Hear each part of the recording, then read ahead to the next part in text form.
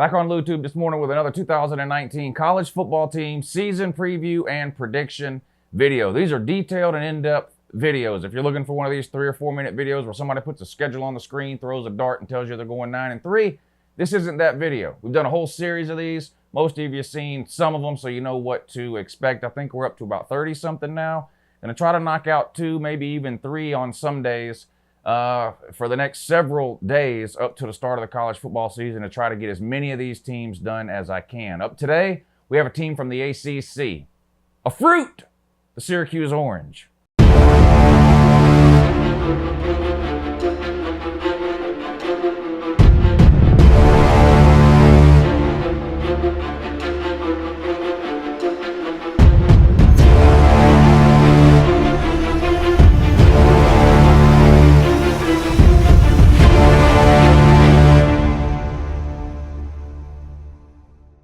Hey, good morning. It's Uncle Lou here. Yeah, that's right. It's me, Uncle Lou, and I'm live for you on YouTube today, so thanks for watching. I really appreciate it also. And in addition to that as well, subscribe to this channel if you're not already. I post college football videos almost every single day of the year. Some of them are watchable. They're all entertaining. Give this video a thumbs up. It's Sunday. We're 6 days away from the start of college football season. Let's go. If you're not excited now, you're not going to get excited. 6 days to go. Florida versus Miami coming up in the quote-unquote week 0. Don't forget, I'll be doing a live stream during that game too, so I can't show the game on YouTube, obviously, but I'll sit out here with the game on the TV, and we'll watch it together, discuss the game in the comment section, whatever. I'll yell at the TV, laugh at whatever team does something stupid. You guys know the routine. I'm pretty sure if you're new around here, you should check out some of the live streams. We have a pretty good time. Anyway, let's get started with this Syracuse video. Pretty good year last year for Syracuse, right? Not too sure how many people saw that coming, especially considering the fact they were coming off back-to-back 4-win seasons. That's right. A lot of people don't talk about this when they talk about Syracuse, and Dino Babers at head coach, we'll talk about him in a minute, getting a lot of love right now. But 4-8 his first year at Syracuse, 4-8 his second year at Syracuse, and then, of course, last year, the big year, going 9-3 in the regular season, 6-2 in the ACC, and finishing at 10-3 after a win in the Camping World Bowl over half of West Virginia's team. Nothing against West Virginia in particular, I guess. A lot of these players now are quitting on their team, their school, their fans, and their university, and choosing to sit out these bowl games, which is piss poor, pathetic, and sad. And West Virginia fell into that category, several of its players, as did my Georgia Bulldogs. So again, not just picking on West Virginia there. Who'd you lose to? Well, lost to Clemson. More on that in a minute. You lost to Pitt by 7. And then, I don't know what happened here in the Notre Dame game. This was a huge game, received all kinds of hype for a couple of weeks, really, leading up to that game, and you just didn't show up. I mean, you got absolutely obliterated 36-3, and I have a problem with that loss in particular. Well, here, do this. I'm going to put last year's schedule. I don't normally do this. Here's last year's schedule for Syracuse. 9-3 and 10-3 with a bowl win. Where's their best win? You tell me. Let me know in the comment section. Where is Syracuse's best win? Florida State? One of the North Carolina teams? I mean, you know, anyway, you make of that what you will.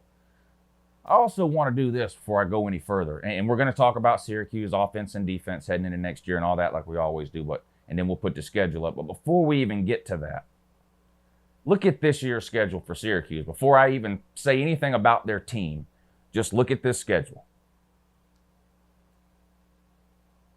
Where's a second loss?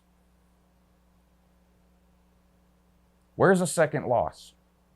Now, chances are you don't think Syracuse is an 11-1 team. Pretend you never looked at this schedule. And I just asked you, out of the blue, give me your best guess. What kind of record will Syracuse have this year? I don't think very many people would have said 11-1. But just look at this schedule and try to find the second loss. All right, back to their team, though. No big win last year, in my opinion. Now, the West Virginia, that might have been the best team that they beat. But again, these players are sitting out bowl games. I hate it. I can't stand it. But it appears that every year that goes by, less and less college teams and athletes are caring about bowl games that aren't the playoffs. I hate that. It makes me mad, but it's you can't really deny that truth anymore. I'm not saying that Syracuse couldn't have beat West Virginia if they had their full team. I'm just saying we don't know, and I hate that. Florida and Michigan was the same way. Florida destroys Michigan. Not taking anything away from Florida, but Michigan had all these players sitting out. Georgia had players. I mean, you guys know I just hate it. So it's hard for me to find an impressive win on Syracuse's schedule last year. When I look at Syracuse, to me, the most impressive thing they did was lose to Clemson by 4. That's the most. There's not really a great win last year. There's just not. And of course, you know, Clemson will tell you, and it's true, their quarterback went down in that game, but you played them close the year before that too, actually beating them. So I'm not saying Syracuse isn't a good team, and I've been really high on Syracuse all offseason and really high on Dino Babers. But a 4-win season, now you turn around and get a 10-win season, but you got to look into that more. You can't just look at the 10 wins, and that's what I was guilty of that. Where's the good win? It's hard to find that good win from last year. Again, I already showed the schedule for this year. It may be impossible for them to get a good win because of the schedule. Anyway, I'm wasting time. Quarterback Dungey is gone. He was their playmaker last year. He was sort of he's what made that offense go, right? He could throw the ball, but he could run too. He was their second leading rusher last year. So he's gone, and Tommy DeVito steps in. Now, I think Tommy DeVito's got some talent, but he's a pure pocket passer. He is not going to give Syracuse the options they had last year in terms of running the ball. Did I write down how many yards rushing Tommy DeVito had? I may not have. Let's see. Dungey. Dungey had 754 yards rushing last year. Okay, DeVito's not getting anywhere near that. He's a pure pocket passer. And again, I'm not saying he's not a good not a good quarterback. That's not what I'm saying. But you're losing something at the quarterback position in terms of what Dungey gave you running around. You got to find a way to make that up. So let's look at the running backs. Well, Mo Neal comes back. He led your team in rushing last year with 869 yards. He's going to have to go over 1,000, and he's probably going to have to approach 1,300 or 1,400 yards, I think, for Syracuse to make up the difference that they're losing with Dungey in terms of rush yards. I don't think he's going to get all of Dungey's 754 yards because you got a guy behind Mo Neal, this this Abdul Adams that's pretty good too. A transfer from OU that sort of got lost on the depth chart there, but he's pretty good too. But Mo Neal's going to have to take up a lot of the slack running the ball that you're losing now that Dungey is gone. Again, he's a good running back, and look at the schedule. He's going to have some opportunities. So I like what you're doing at the running back situation. 869 yards, again, that number doesn't jump out at you when you look at sort of like the 1,000-yard benchmark that a lot of people like to go on. But again, look at how many yards rushing the quarterback has. And keep in mind, DeVito's not giving you, you'd be happy if DeVito gave you 100 yards and an extra 10 first downs or something this year, wouldn't you? But you're not getting 800 yards out of him. It's just not happening. I think everyone knows that. So Neal's going to have to make up that slack. All right, at the wide receiver position, your wide receiver group is pretty good. You guys know I like to look up these position unit rankings within the conference on Athlon. I think they do a pretty good job of ranking the units within each conference. They list Syracuse wide receiver group as the second best wide receiver group in the ACC, behind Clemson, obviously, who has T. Higgins and Justin Ross. But you got these two slot guys, Sean Riley and what's his guy's name? Nykeem Johnson. I'm probably saying that wrong. But Sean Riley, leading returning receiver from last year. That's good news, right? And then this guy, Nykeem Johnson, he's sort of your deep threat, right? Take the top off of the defense. He had 3 touchdowns last year of 40 yards or more. So he's sort of, your home run hitter in terms of deep passes from last year. He comes back. You got some new guys that are pretty good too. This Trenton Jackson, which is a transfer from Michigan State. I think he was on the team last year, but sort of never really broke through. Looked good in camp so far this year. He's expected to have a pretty good year. And then you got this sophomore Taj Harris. He's another guy I think that's going to get a lot of playing time this year. So again, not just my opinion, but Athlon, you have a pretty good group of wide receivers there. Now on your offensive line, you lose both starting tackles and your left guard. I'm big on offensive lines in general. obviously the talent of the offensive line matters, but then cohesion and unity. Offensive lines, even though there's 5 players that make up an offensive line, you can almost consider them as one. These offensive lines learn to play together as a unit. You almost need to know what the guy on either side of you is thinking before they even know what they're thinking. And that really only comes with experience. So when you see a situation where you're having to replace more than half your offensive line, that always is cause for a little bit of concern. And in your case, you're losing both your tackles, which of course are probably the 2 most important positions on the offensive line. Maybe you throw center in there. So you got some work to do on the offensive line. Let's see. I lost where I was at here. You bring in grad transfer from Alabama. Again, a situation where you get lost in the depth chart at Alabama behind 1,000,000 5-stars transfer out. So you may have a good one here in Ryan Alexander. I don't think anyone would be surprised to see him start this year. And you've got a couple of talented young guys that are looking to step into some starting roles this year too.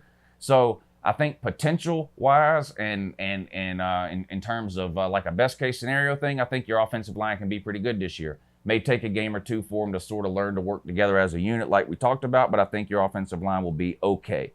Now on defense, Syracuse defense has taken huge steps forward in each of the last 2 years, even 17 when they only won 4 games. Again, they won 4 games in 16, 4 games in 17, and then the Big Ten win season last year. But even from 16 to 17, the wins didn't improve 4-4, but the defense made huge leaps from 16 to 17, and the defense made huge leaps again last year from 17 to 18.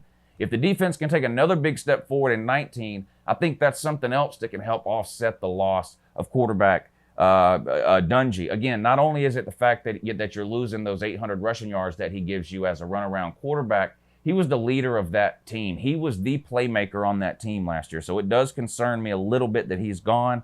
Having an improved defense can help make up for some of that, though, for sure, right? Yes, without a problem. Yards per play got way better last year. Points per game got way better last year. Continue down that same road, you're likely to have another good season. Defensive line, great group of defensive linemen, in my opinion. A couple of seniors, Robinson and Coleman. They're on the outside. Really, really good players there. Double-digit sacks for both of them last year. But you lose your nose tackle, Slayton, and that really hurts. He was a key piece of Syracuse's defense in the middle last year. He's gone. I doubt you're going to be able to replace what you got from him last year this year. Now, you have a guy you're going to slide in there, this junior Josh Black. He's pretty good. I don't think he's as good as the guy you're losing. We'll see. Maybe by the time the middle to the end of the season starts to roll around and he improves some, we can change our mind. But right now, you have to look at that nose tackle spot as a step back from last year, I think, in my opinion. Linebacker is probably the biggest question mark on this team. You lose your 2 leaders there last year, Guthrie and Whitner. They're both gone. Now, you got Williams and Armstrong. They have a ton of experience. They're going to have to step into that leadership role that the other 2 held last year that are now gone. We'll see if they're able to do that in terms of both on the field playing ability and just the leadership aspect that you like to see from your linebackers.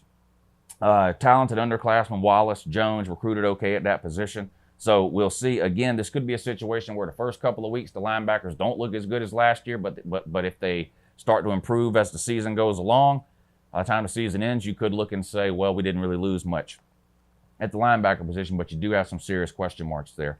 Defensive back, pretty good story here with the defensive backs. You got Frederick at corner, Foster at safety. They're both seniors.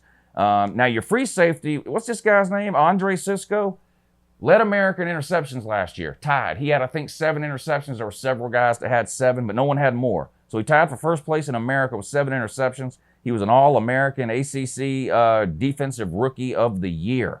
And he's going to be there for another couple of years. He's an elite player back there. There's not very many teams he wouldn't be playing for. I can tell you that right now. This guy is the real deal. All right, let's put this schedule up on the screen here. Again, I showed it to you earlier. I mean, it's a struggle to try to find losses on this schedule. And I'm going to be honest with you before we even start. I'm not convinced Syracuse will be as good of a team in 2019 as they were in 2018. But they may have a better record because this schedule is absolutely pitiful. It's just pitiful. And it's not really Syracuse's fault. They sort of catch a break with who they play from the other divisions, or from the other division in the ACC, and their division just isn't that good. Anyway, we'll go through it and see what where we land. Week number 1, Liberty. Flintstones, meet the Flintstones. Win. Week number 2, on the road at Maryland. You'll get a win there. This is a tricky game, and I'm not gonna lie. I almost put you down for a loss here. I think you're better than Maryland, but this is on the road, Power 5 opponent. A lot of people are talking Maryland up this offseason. I'm not necessarily buying into it. Now, if they beat you week 2, I'll be a lot more willing to listen to the Maryland talk. But I almost gave you a loss there just because I'm struggling to find losses on this schedule. You also play them the week before you play Clemson. So you see a lot of people sort of the whole, don't get caught looking ahead thing. That could happen here on the road at Maryland. So I think I sort of gave you the benefit of the doubt here with a win on the road at Maryland.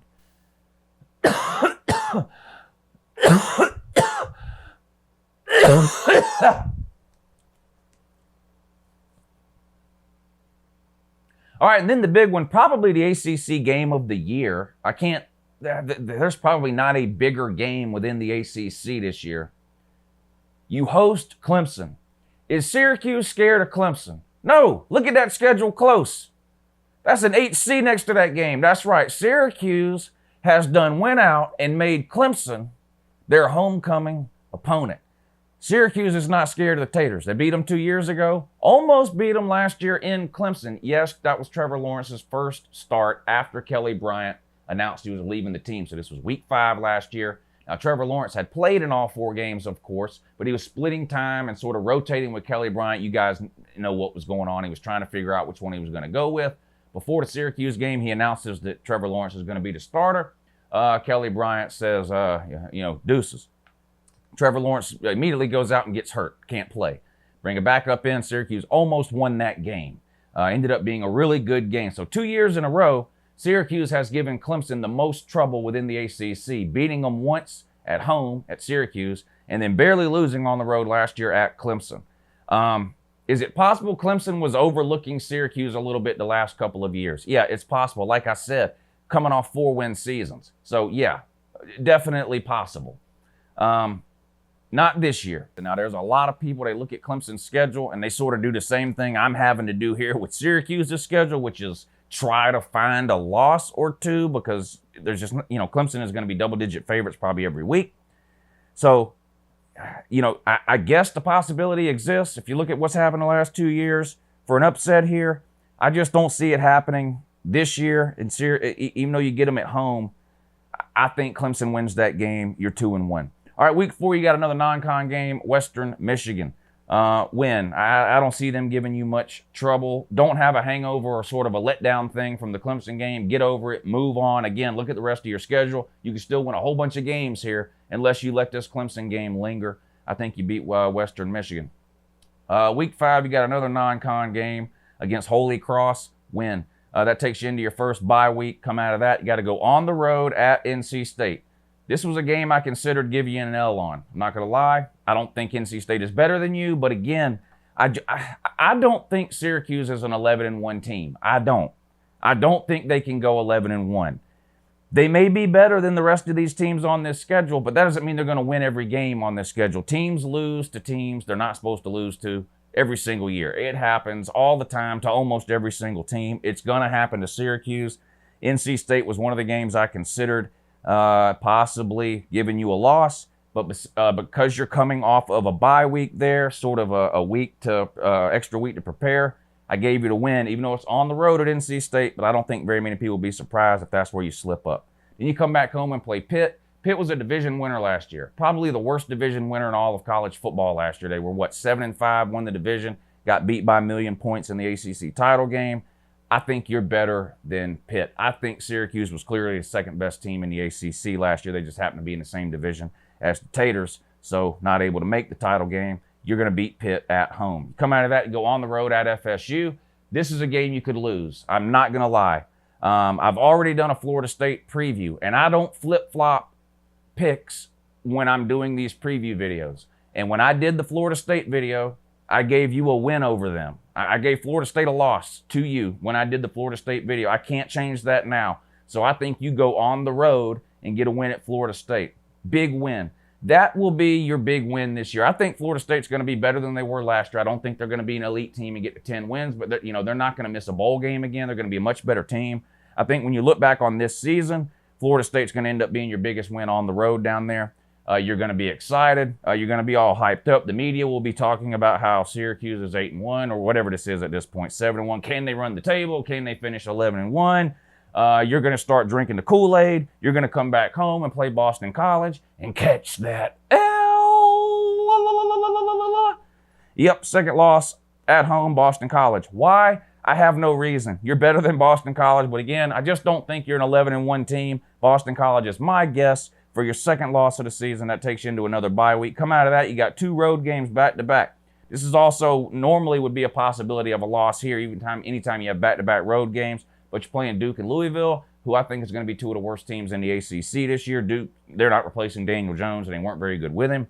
Louisville, brand new coaching staff, same players though. You're going to win both of those games. Come back home, finish up the season with Wake Forest. Again, another team that I'm not very high on. My problem with the ACC, you got about 6 teams: Wake Forest, Duke, NC State, North Carolina, Boston College, Pitt. These are all the same team with different helmets. That's it. These are all 5, 6, 7 win teams. None of them are that good. You'll beat Wake Forest. Syracuse finishes the season at 10-2. Listen, I'm not going to lie to you. This was probably the hardest prediction video I've had to do for a couple of reasons. Number one, I've been really high on Dino Babers all offseason. After looking into some more things today, I'm questioning that myself. Not that I don't think Dino Babers is a good coach, but I think he might be getting a little too much run off of that 110-win season. Not very good the years before that, right? And again, who did they beat last year? Nobody. No good win last year for Syracuse. I do think they get one this year when they went on the road at Florida State. I just don't think they're to go even 10-2, but to go 11-1 or 12-0. Not only do you have to have a really good team, but you have to have learned to play consistently at a very high level, week in and week out. And that is just something that is really, really hard to do. And that's why when you look at even the elite of the elite in college football right now, your Alabamas, your Clemsons, your Oklahomas, your Ohio States, your Georgias, whoever you want to name that's been at the top over the last few years, it's hard for even those teams to go 12-0, even though they're favored and better than every team they play. More times than not, they slip up and lose one. Now, last year we had an undefeated Clemson versus an undefeated Alabama in the national title game, but that's the first time it's ever happened. Usually these teams lose a game, so it's just hard to run the table even if you're better than the string of teams that you're playing. I seriously question if you can even go 10-2. I'm not going to lie. I would not bet on Syracuse winning 10 games. I think 9-3 is probably more likely. But it's where are the losses there? Clemson, maybe you're higher on Florida State than I am, and you give them a loss at Florida State. That would be 2. I gave them a loss at Boston College. They could easily beat Boston College. So maybe they go 10-2. I'm probably thinking 9-3 is more likely. But anyway, that's the preview for the fruit, the Syracuse Orange. Hope you guys enjoyed it. Have a great morning.